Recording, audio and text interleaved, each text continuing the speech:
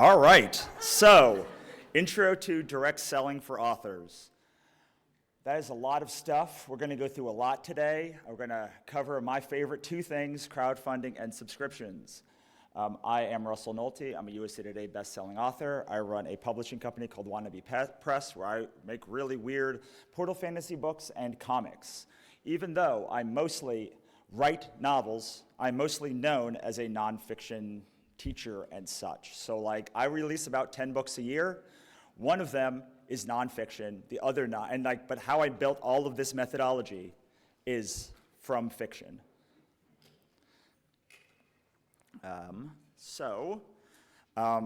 Let's just get started. What is direct sales? So direct sales is someone buying directly from you. That means there is no intermediary between you and the reader. Intermediary we'll talk about, but basically Amazon is an intermediary. A platform is an intermediary.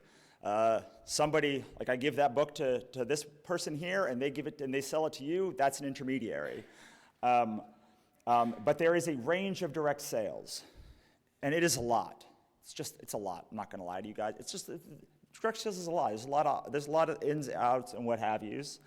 But basically, some people will pay you, but somebody else will accept the payment. So like, we'll talk about that, what that means. And others, you can literally just, they hand you $20 like at a farmer's market and you hand them a product. So it goes a wide range. So let's talk about a couple of these. So Patreon.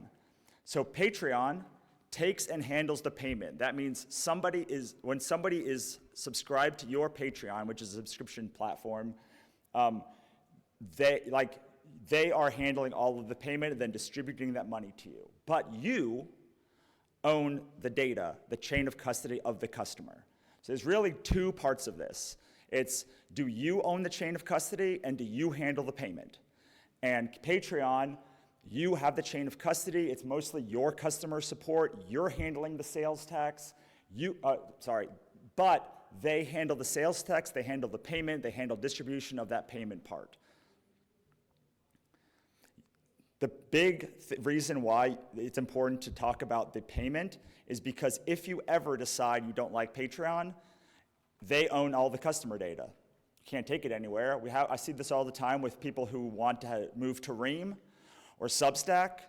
They have to keep this Patreon going because they would lose literally every piece of payment data for these customers. Substack, on the other hand, you handle the chain of custody of the data, and you handle the payment. What does that mean? Substack connects to Stripe.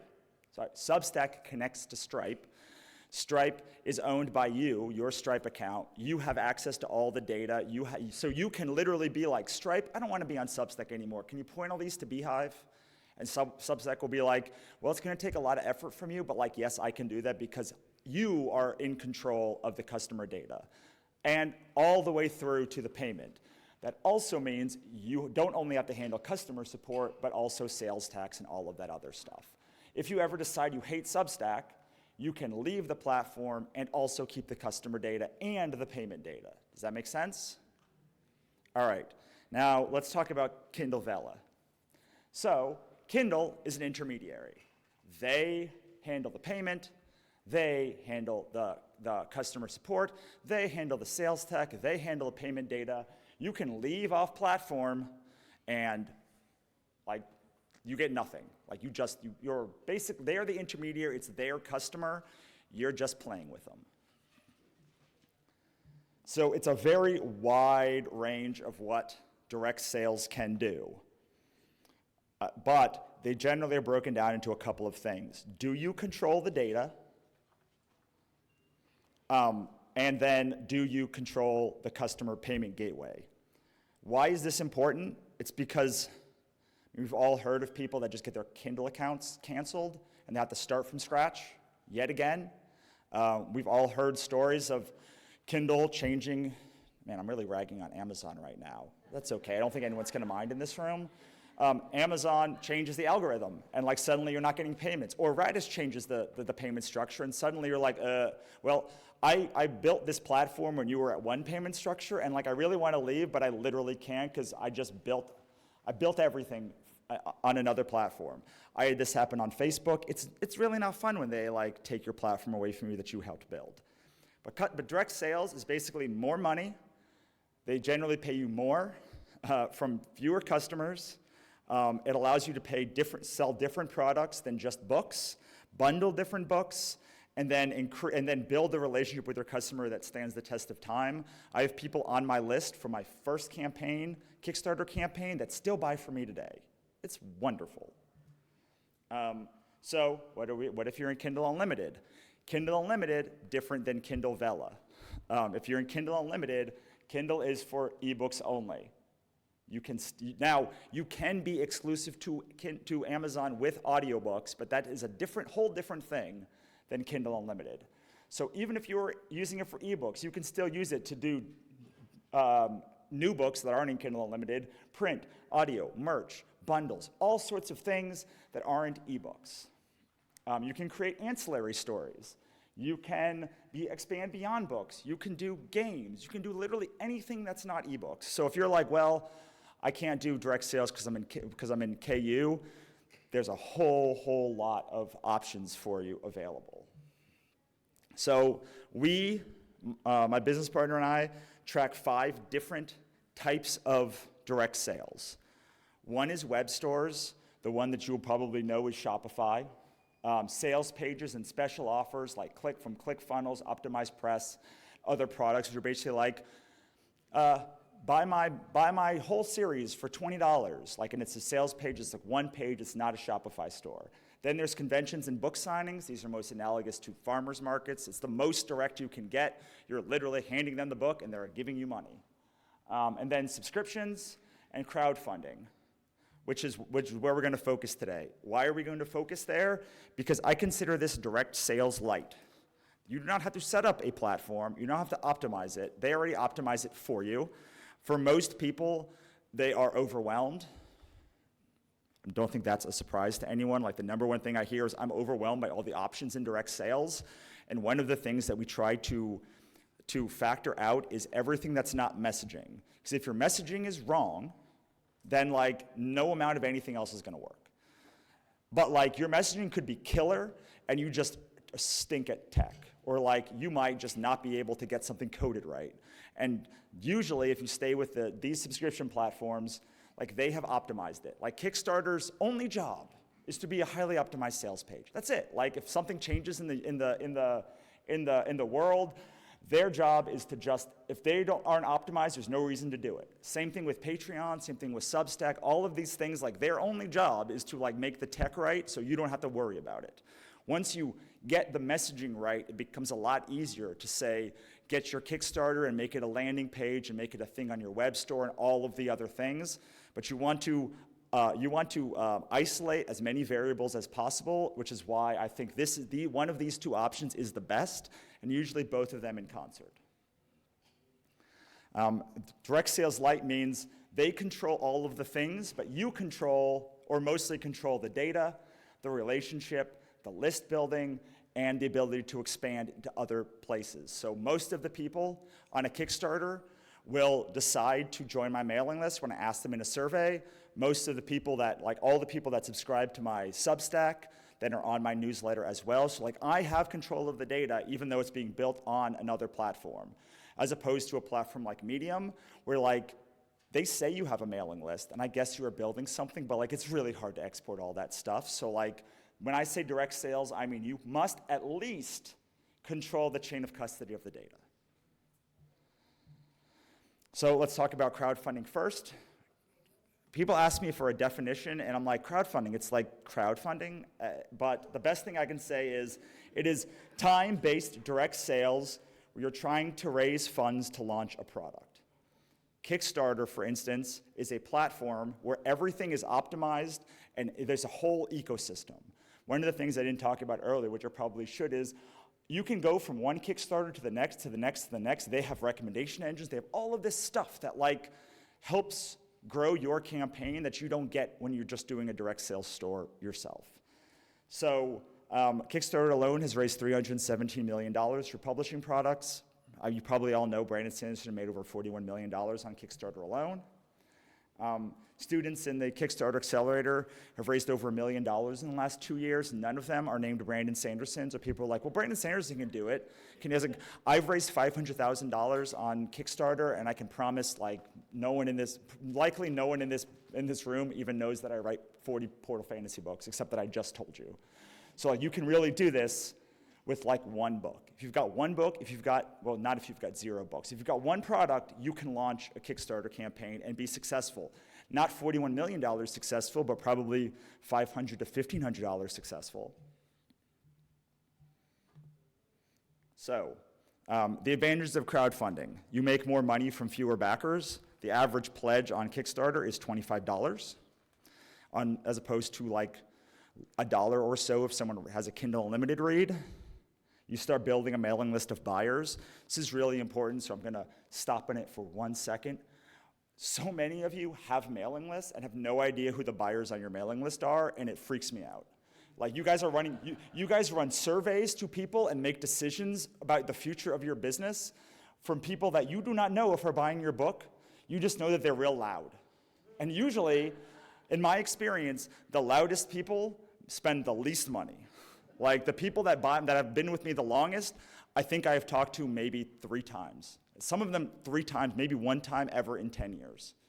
And so if you have a list of buyers, you can be like, oh, not to say that one person's opinion is more important than the other, but like, it's like, for your business career, it's certainly it's true that like, if you're trying to make a business decision and someone's never read your books or maybe even actively dislikes your books, like, they're probably not the best person to decide what the future of your career should be.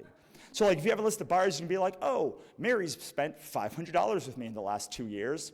Maybe I should like take her opinion a little more serious than the person who's been on my list for 3 years and done nothing but negative comments. Test out products, elongate a launch with multiple peaks. Like, there's just so many reasons to have advantage for crowdfunding. And also, usually it's gonna be like 2 or 3 weeks. So if you're like, I don't really know if I wanna be in direct sales, it's like, well, do you wanna test it for a month? Like, because like, you could literally set up this campaign. I would not say to run it in December, but like in January, you could just be like, I'm gonna spend January building up a campaign, then launching it, and if it stinks, I'm only gonna have it live for 2 weeks, and then I can say, I don't like that. Or like, I like that, but I've made a bunch of bad decisions, and I'm gonna change those decisions next time. As opposed to setting up a web store, which is like, it can become your life. Even if you're very good at it, it can become your life, and most people like should not get started with just a web store because it's like, it's your whole life. So let's case study a couple of really good 3 options for a book that you could run in January. I only say January, not December, because you do not want to be competing with like people's, you don't want to be competing with JCPenney for people's money. They're gonna win every time. Well, they're not gonna win every time, but they're gonna win more times than you. So, number 1, anniversary book. This is a book that has been out for a couple of years. Even 1 year is enough, even 6 months is enough, and you want to celebrate that anniversary by giving a special edition hardcover or special formatting or a special something, or just you've created a different part of your universe for that book, and like you want to do audiobooks or audio commentary. Whatever it is, you basically already have a book that sells, that is not in KU probably, or has outlived its best earning years, let's say that. Like, all books are valuable and beautiful, but some of them just don't do as much work as others. And it might be time to be like, hey, maybe this one can work again. I knew it sold 3 years ago. Let's try and give it a new life, give it a glow up, give it a cover change, and like, maybe I can breathe new life into this series. But it's a book that you already know is successful, so when you go to test it, you already have data. It's like, oh, I know this is successful, so it should work. If it doesn't work, probably there's something wrong with my messaging. Another one, a second chance book. So this is my favorite way to use Kickstarter, because I use Kickstarter for weird books. Like, that's what I look for in books. And second chance books are books that like are much loved, but have not been much loved by enough people. And so like, they're the books that like usually are off trope, or just a little bit weirder than the other ones. Like, you can't get traction with them, but like, you know that when someone reads it, they love it. Usually the second chance books are the ones that your fans love the most, but sell the least. I don't know why that is, but like breaks my heart every time. But you could, this is not a second chance book. This is just one of our students. But you know that the story works. You know the hooks work. You know your audience likes it. So there's no reason why it wouldn't work on Kickstarter. I'm saying all of these because what really matters is you're using this first campaign to test data. A lot of people have taken the words that I say and said that you need to run like a $10,000 campaign with like sprayed edges and like hardcovers and like books out of China, and like I've never said any of those things. I don't run those kind of campaigns. They freak me out looking at them. Like I run campaigns that basically have ebooks, paperback books, maybe audiobooks if I've done them, and like a pin or something. They are very, very, very, very small and contained. I'm just trying to raise money to repay like the production costs on them, and they usually do better than that. But like my last campaign, last Friday, came into my warehouse at 1 in the afternoon, and by 5 they were out the door. And like that's what I want. A campaign that I can set up in a day, a campaign that I can deliver in a day, and a campaign that like gives me no headaches. And those big campaigns, they're great, but like they're nothing but headaches. They're like asking for a headache, and also asking you to invest a lot of money to maybe get it back. I'd rather you invest no money and maybe get it back. That's a lot better scenario for me.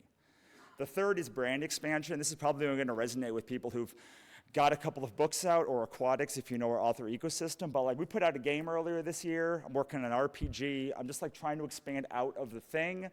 The book box, and like Kickstarter's great for that because you can test your product messaging and get money to like recover costs for these brand expansion things. I do not recommend this as your first campaign. Recommend this as something when you have an audience. Most importantly, something where your audience has bugged you about something that you don't want to do is a really good way to do a Kickstarter. You're like, oh, you want me to do a game? Well, here's a campaign. Make me 10 grand and I will do the game. And maybe it'll work, maybe it doesn't. But it doesn't matter, because if it doesn't work, you also win. Because you don't have to do the thing. And then you can just be like, if you wanted this thing, you should have bought it. I don't know what to tell you.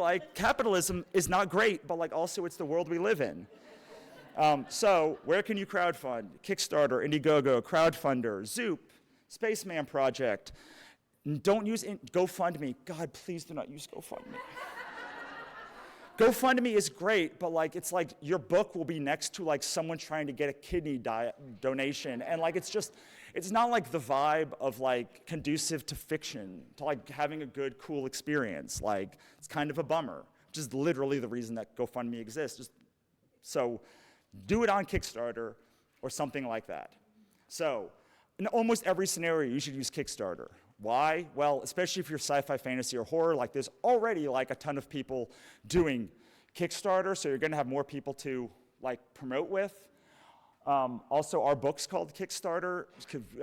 Get your book selling on Kickstarter, so people just default to Kickstarter because as crowdfunding already. I'm not saying you shouldn't use Indiegogo. I am saying you should not use GoFundMe. If you have comics, Zoop is okay, Crowdfunder is okay, but you probably are going to use Kickstarter. But you can also go wide with crowdfunding. For instance, start on Kickstarter and then do something like a GoFundMe in-demand campaign, or a crowdfunder, which can last for longer. And then, let's say it's going to take 3 months to deliver your campaign. You could do your campaign and then be for people that missed the campaign, you can have an Indiegogo going, crowdfunder going, and then close them all once you're going to deliver all of your rewards. So you don't have to necessarily choose. I won't say why choose, because that's not a reverse harem, but also why choose, you can do all of it. There are a lot of disadvantages to crowdfunding. For instance, you are responsible for delivering everything. Also, launching is hard. I hear it all day, every day. Launching a Kickstarter is hard. And I empathize and sympathize, but also, yes, it's hard, and you chose this life. The life didn't choose you. The data is public, so you can go back on KickTrack or even on Kickstarter and research every campaign. If you ever spent time being wow, this book really is doing well on Kindle now. I really wish I knew how it did 3 minutes ago, Some people, people have gotten a lot better at guessing. Kickstarter has public data all the way back to the beginning of their campaign. They have people that's tracked it. When people ask me what to do for rewards, I say go look at the people who've been successful and see what they're doing, and you can literally go and see who the most successful people are. It's kind of a sad popularity contest, but also like data is data. It's not good or bad, it's just data. All right, subscriptions. Subscriptions are somebody paying you a monthly fee for access to some sort of backstage. I guess it can be a yearly fee too. It could be like a quarterly fee. Somebody is paying you some amount of money to access something backstage with something semantics. Usually it's less money per month, but delivered over a longer period of time. The thing with subscriptions are, they are hard. I know, they're hard. I will listen to you say they're hard, but like, they're hard and they're hardest at the beginning. They're easier once you have a bunch of people in them. They're hard, they're very hard. It's probably gonna take you years to build a subscription that works, which is why you should be working on it while you're working on other stuff, developing your direct sales. I've tried 10 platforms. I even built my own app, and it only is in the last like 6 months this thing started to catch. So the advantage of subscriptions: it's predictable money every month. You can test out products with your dedicated fans, build deeper relationships with readers, monetize stuff in the process earlier, so like rough drafts or like serials or all sorts of things. Like you get to monetize the things that will eventually be afterburn of your, that's a nice way of saying you get to monetize your garbage, but like, it's not a nice way to say it, but like all the things are like, oh, look, you see the first draft, and I'm like, I want to burn this, but like if you want to pay for it, like I'll let you. My friend said a long time, if someone wants to pay you, you should let them, probably. How to make money with subscriptions. So here are 3 models for subscriptions. One is early release. I was talking with a nice human being earlier about fantasy.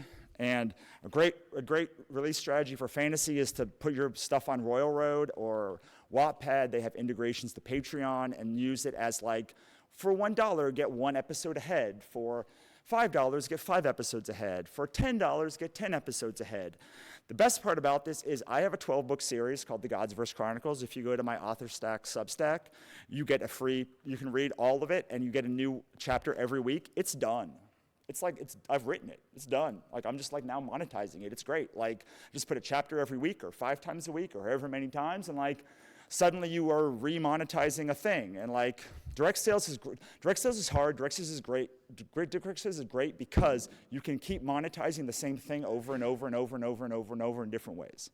And some people will pay for all of them, and they are wonderful. They're all wonderful, but you can release things pre-edited.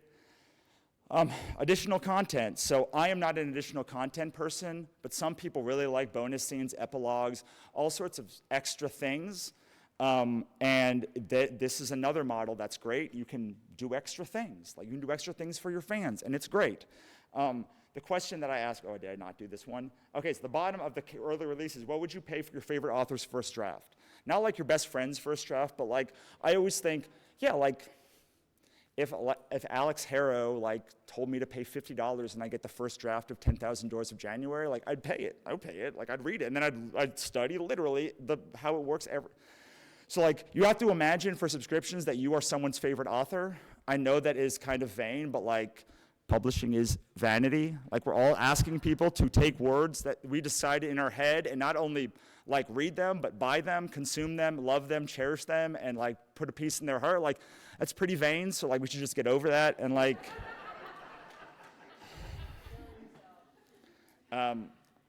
the question for the additional content is, what would you pay for extra stories set in your favorite series? If Melissa Albert put out like an additional story on Patreon for like her Hazelwood series or additional fairy tales, like I would pay for it. I don't know. Like the same question is like you have to make the space in yourself that you are someone's favorite author because it's true. Or access. The third is access. Now I wouldn't pay for access because my ideal is you write a thing and then I scurry in and like enjoy it how I want to without you ever bothering me again. But like some people really love access and want access to you, and if that works for you, then access is great because you don't have to make anything new. You just have to make yourself available 2 people, like once a month or once a week, or that could be chats, it can be live streams, it can be extra events, it can be all sorts of things, like they're basically paying for access. You currently are paying for access to this membership of 20 books. Okay, you'll likely do all of these. You should choose one. It's okay to choose and then be like, that stinks, or I hated it. As I mentioned, I've tried every single subscription platform, and until Substack, except for Ream, because it came out after it started to accept beta after I'd already set up my Substack and it started working. But every other platform that's ever existed that I could run a membership on, I tried it. They all stunk, but I kept doing it. I kept doing it until I found one that really worked. It's okay if they don't work. You only need one crowdfunding platform to work. You only need one subscription to work. You don't have to have a bunch of them. You can just try them until one works, and then that's it. Disadvantages. Oh my God, they're so hard. Subscriptions are so hard. Look, Monica and I launched a book 2 days ago. It's made $8,000. I make $6,000 a year on my Substack after doing nothing but posting hundreds of thousands of words on it. It's so hard to start a subscription. I get it. I also empathize with all of that.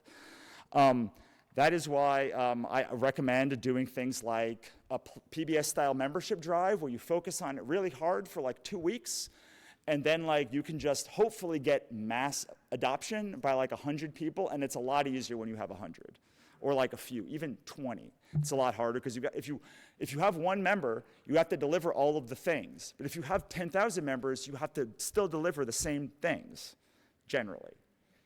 You have to deliver every month forever and ever and ever and ever and ever and ever and ever. Again, it's usually very little money until it's a lot of money. And I can't tell you when that inflection point will be. It might be 3 months. It might be 10 months. If you've ever listened to Katie Roberts talk about her Patreon, she had it for 2-3 years before it started to really take off. And then it took off. That's the thing about it's like delusion, delusion, delusion, delusion, delusion, and then hockey stick growth.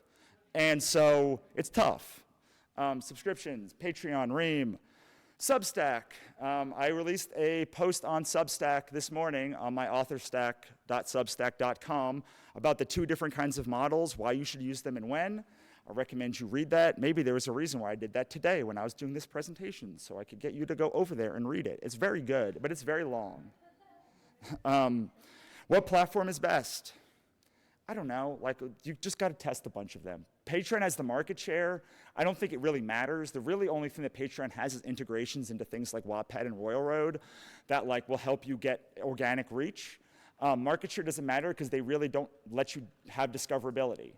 Substack has the network effect, but they only allow you to have one tier. So it's great because it has organic reach. The thing I hate about subscriptions is it's I don't want to have to bring all my people to the party. I want them to go buy my books. I want you to bring people to the party for me, and I will deliver them a great experience, and Substack's better for that. Ream is specific to authors, has a very pretty e-reader, it's got all this stuff. It's new. I love the people who made it, so I trust in them, but a lot of authorship has not been historically great at new things. So without a bunch of people who can say, yes, in my exact genre, I've done it, and here's why. I don't think it's bad to go wide with subscriptions. My business partner, Monica Leonel, talks about this all the time. Maybe you want to have a Substack, and you also want to have a Patreon, and you also want to have a Ream. I don't know, by the time you're making the thing for the one platform, it's just copy and pasting then. It's not that much harder than going wide. So it's possible to go wide with subscriptions. I think that's a nightmare. I just want to do one thing. But going wide might not be a bad thing, especially if you can use Zapier or something else. You want to go where the people are already comfortable buying. It's a lot easier to get people to buy when they already have given their payment information to someone. How do you make money with subscriptions? We talked about launch events. I'm a Tundra, if you know my author ecosystem, so I'm all about live launch, live launch, live launch. The other 4 ones are I can't do that. I will say our business last year suffered tremendously by doing the live launch model only, because Monica's business model is based on evergreen and people coming when they want the thing and then coming into our ecosystem when it works for them. And so if you are that kind of person, then you probably still want to be, the reason I like the PBS style membership drive is because you can subscribe to PBS whenever. Any day you want to subscribe to PBS, you can do it. But like, you only get a tote if you do it in like a certain time of year. Drive back matter, you can do things like Wattpad to Patreon or something like that. It's going to be slow growth. As I mentioned, it's slow growth until it's like hockey stick growth. And there's like a little bit of in between, but like what I usually see, it's like once it hits, it super hits, and until it hits, it really doesn't hit. Like, it's very slow. Like, for instance, in the last 30 days, my Patreon has grown by my Substack has grown by $140 a year, despite the fact that I've put 50,000 words in that Substack. But other months, it's grown like 2,000 or 3,000 a year. And so, I don't know. It's hard. It's hard. I can't say it enough times. I know people are, well, the question is, the thing most people say is like, how do I make it less hard? And so when you do that, I'm going to be like, it's just hard, man. You chose this life. The life didn't choose you. Why not both? I do Kickstarters multiple times a year. I have a Substack. I have different ways for people to enter my ecosystem. It's very tough to do all of these at once. I recommend picking one thing a quarter and trying it, and then if that works, continue working it, and if not, try something else. The first quarter of this year, I tried Circle. I hated it. I tried Substack quarter 2, assuming that it was going to not work, and I was going to try Ream quarter 3, and I was like, wow, Substack really worked. Really, really, really worked. And so I was like, I'm just going to keep doing that then, and like that became my growth for the third quarter and the fourth quarter now, because I'm continuing to try and grow it. So once something catches, you can keep doubling down on it, but you probably don't want to do what most people do when they go wide, which is pick their worst series, put it out there, and like not run ads to it and just assume it's magically going to work, and then a month later be like, it didn't work, I'm going back to KU. That's not a good strategy for direct sales. I'm not a retailer expert, but I think I can say with a lot of confidence, it's also not a great thing on retailers to do it that way, but try one thing a quarter. That is why I was talking about do Kickstarter Q1 in January, because like it's a new year. Even though time is ephemeral, like we all like to start new things in January. So like Kickstarter has a thing called Make 100 in January, which is you make 100 of one product, at least one product on your thing, and like it's like you do a short campaign, it's very low energy, and like you test if you like it. You might not like it. If you're a Tundra, you'll love it. If you're another ecosystem, you'll have different feelings about it. How this works is an integrated system. So my friend Amelia Rose, who's a co-founder of Ream, has a Patreon. She releases books on Wattpad, Radish. She is wide with her subscriptions. She just did a Kickstarter for a comic. She's on Webtoon. She's like all over the place, but like her home base is where her community lies, because that's where she makes most of her money. Katie Roberts, we talked about, very successful releasing books, but like smashed through it in Kickstarter, and that led to her Patreon growth. She's said this many times before, so I'm not saying anything out of school, is when her Kickstarter went really well, suddenly her Patreon also did well at the same time. You're able to funnel both things together. Monica, my business partner, is a very successful nonfiction author. We release books together. She has a Substack. She has a Ream. We have courses. We have all the things kind of like working together. And like $6,000 here, $30,000 here, $10,000 here, like leads up to a lot of money. I'm not a tax accountant, so I'm just gonna go find somebody who knows about taxes. I have opinions on this, but I'm definitely not gonna share them anywhere that's recorded. Crazy. And then we have a book called Direct Sales Mastery for Authors. It's the definitive guide. It's 800 pages. That's why it's so long, because it's the definitive guide. If you want to know how this all integrates together, writermba.com/DSA will take you there. I highly recommend it. We've spent an entire year just digging down on this concept, and it's great. I wrote 40,000 new words for it. It's a lot. It's a lot. It's a lot. Direct sales is a lot. It's so much. It's a lot. It's so much. Yes, I highly recommend you go to theauthorstack.com. That's where I have a bunch of posts about free posts you can read. You don't even have to subscribe, although it would be cool if you did, even for free, including my post today. I am now here for questions for 10 minutes and 9, 8, 7. I'm going to not stop saying that, but like someone come up and ask questions because I know you got them because I went real fast. So regarding Kickstarter specifically, do you have any spectacular fails or near fails, and what did you learn from them? Oh, I just did a campaign for this hospice, Shared World, which was me and 5 other authors.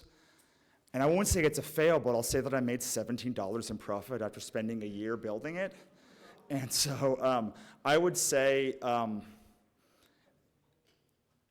make sure you have buy-in from all the 6 people in your shared world, and maybe don't launch them all in a month, like release them over a longer period of time. I would say the biggest fails that I've had this year aren't really fails, it's just like I've worked with a lot of collaborators, and I've seen a lot of other people, and I've worked with a lot of people, and it's like vibing with them is just like, you gotta have the vibes right. Like it's like a mindset thing that people talk about. When I heard at the beginning of my career, I wanted to punch people in the neck. But like, it's true, like just make sure the vibes are right. And most importantly, like I have spent so much money going hard on a campaign, and then I at the end of the day, I was like, wait, I raised $25,000. Like, how did I only raise $2,000? How did I only make $2,000 on this after spending like a quarter of my life living this world? And like, then I started doing more fiction stuff, the way that I teach it. And I was like, wow, I made $5,000. And like, this only took me like 3 weeks. Like, this is great. So like, revenue is great. It like makes it look really good. Like, other people look way better than me when it comes to like the campaigns that they run, because they're raising like 20, 30, $1 billion. And then you're like, oh, but like you only made $2,000 in profit. It's like, I worked for 3 days and like I made $3,000 in profit. So like, profit is more important than revenue, and make sure you like can deal sanity first, like always optimize for enjoyment on anything. Thank you. This may be a longer question, but how does advertising a Kickstarter campaign work? Don't. So that was flippant. The metrics that I would say are, unless you have a $60 average pledge value and at least 100 organic backers in the first couple of days, don't even consider advertising, because it's probably not, it's even if, so we did a campaign earlier this year on BackerKit, and it was Cthulhu. It was a thing that really had a lot of traction. I've made hundreds of thousands of dollars on this book. We thought it was going to do really well. BackerKit started ads. 2 days later, they're like, it's not going to be profitable, so like we're going to stop that. So like, even if you have a campaign with a lot of traction, even if it like hits all of the boxes, you probably will at best get a 1.8 to 2.2 ROI, which is not bad, but like it's a lot of money you're spending for not a lot of return. I would be much more likely to I would tell you more to go and do more list building. Either it's like written word media or book sweeps or your own like cross promotions, and like build your own mailing list, and then take a long enough time before your campaign to really drip the stuff out to get people excited. That's going to do way more for you than and doing backer swaps throughout the campaign. Like, all of that stuff is like more man hours. But if there was a way to do ads effectively for projects, I would have found it by now. And it's just, I've tested every way. It feels like it's completely arbitrary what ones work. But if you want to run ads, brand building ones are okay if you're going to come back a lot of times. Like one of our people, Jennifer Hilt, she's running ones for Trope Thesaurus, and she's like, that's her brand. So she's like, I'm doing brand building ones, but like she builds that brand anyway, so it makes sense for her to keep doing those things. And if you're going to use the ecosystem and keep building the like your own your Kickstarter habit, it might be okay to do it that way. But like in general, actual advertising is, I don't know if you know this, advertising's hard. The margins are bad. Like, it's hard to do it even when you're good at it. And so because it's a print first medium, and the profits are the worst on print books. Like it just becomes hard. I would also say make sure you have at least a 50% profit margin on each tier and add a lot of digital stuff that you can deliver for free if you're gonna try ads. So even if you're not getting a great profit margin, even if you're not getting a great ROI on your ad spend, you're still not losing even more money by printing books, and like you're not even falling harder in the hole. Thank you. Hey there, just two quick questions. Can you upload AI-generated audiobooks on these platforms, or is that a no-no? And for crowdfunding, are there any genres that it really doesn't work well for? Contemporary. Contemporary genres, well, on Kickstarter, it's very hard. I don't know why. Oriana and I, Monica, like we've spent years trying to get contemporary romance authors to work well on Kickstarter, and it's just, they underperform the most. I still have had amazing success with contemporary romance authors. It's just like paranormal just does better. Paranormal suspense if you're a thriller author, paranormal romance if you're a romance author, sci-fi, fantasy, and horror if you're a genre author. Those ones tend to do better than contemporary.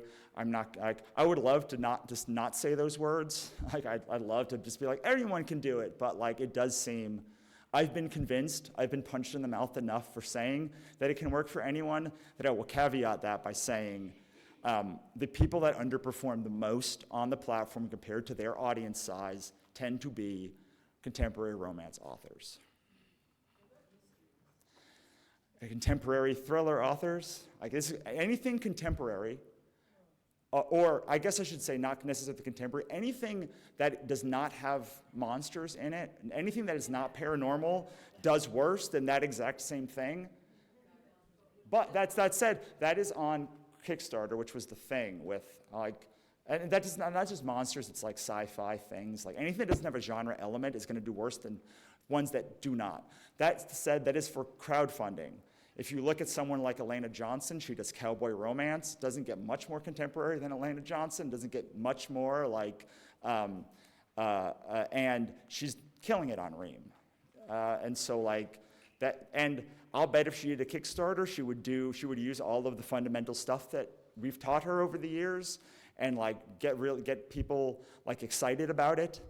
Because, I mean, the other thing about contemporary romance people is like, I'm not saying it's easy for anyone, but like the people that KU is easiest for are contemporary romance authors.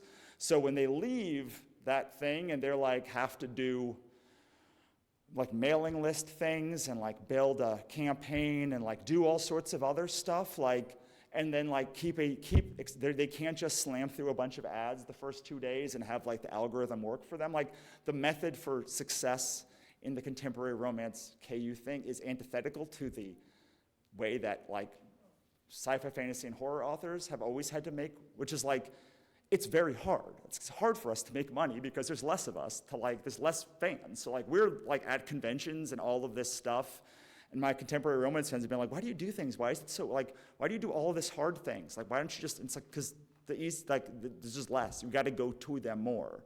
So I don't know if like that is part of it.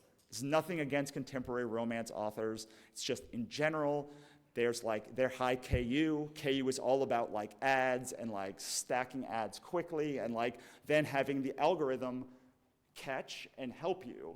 And there's no algorithm on Kickstarter to help you really. Like there's like a little algorithm, but like that catch doesn't happen. So people tend to go, and this is actually, overall, people tend to go into new platforms thinking the things that worked on the old platforms will work for the new platform. And so in the same way, I suck at retailers. I'm terrible at retailers because like it goes against everything I've ever learned or ever done. Like having someone else help me and like an algorithm work for me like is antithetical to everything that's worked for me my entire life. So even though Monica is like a platform expert, literally the words that she said to this day sound like gibberish to me. So I would say that the best thing you can do is just make sure that you're going into a platform, learning how it worked, and then don't say the thing that most authors say is like, but my way's gonna work for me. Like, maybe it will, but like, let's try the best practice way first.